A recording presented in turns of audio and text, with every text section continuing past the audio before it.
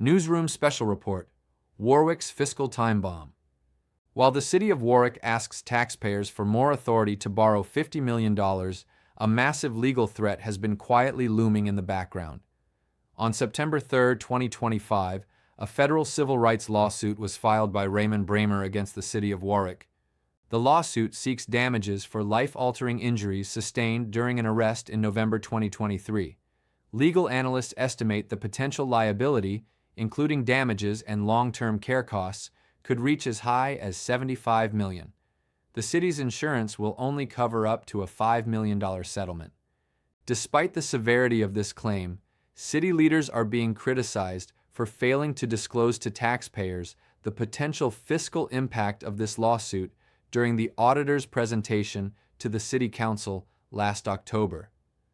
While the city's legal and financial teams were aware of the September filing, the public was largely kept in the dark as officials continued to push for expanded borrowing authority. This legal wildcard arrives at the worst possible moment for Warwick's creditworthiness. On December 3, 2025, S&P Global Ratings officially downgraded Warwick's debt to AA from AA. The credit agency cited several critical factors that this $75 million lawsuit would only exacerbate: budgetary challenges, persistent draws on school reserves without a clear plan for restoration, increasing debt levels, the massive $350 million high school bond, elevated retirement liabilities, unfunded pension, and other post-employment benefits obligations.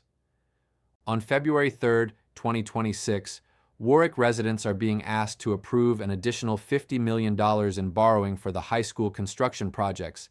This is on top of the $350 million already authorized in 2022. The original $350 million bond is already straining the city's overextended system. Taxpayers will see a substantial increase in the property tax levy just to cover all this borrowing, not including any settlement or judgment costs from the Bramer lawsuit. Warwick is now paying for 20 years of city and school mismanagement. By avoiding school restructuring, pension reform, and infrastructure maintenance, the city has left itself with zero margin for error. The combination of a credit downgrade, a $400 million total school debt load, and a potential $75 million legal judgment represents a reckoning that could result in historic tax hikes or a total collapse of city services.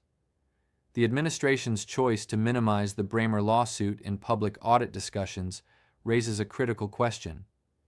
Can taxpayers trust the current financial roadmap, and can they afford to approve another $50 million in borrowing?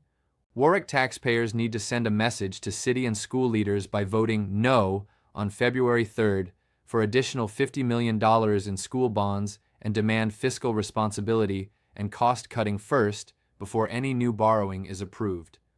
The lives of many senior citizens living on a fixed income could very well result in them having to sell their homes and move out of the city.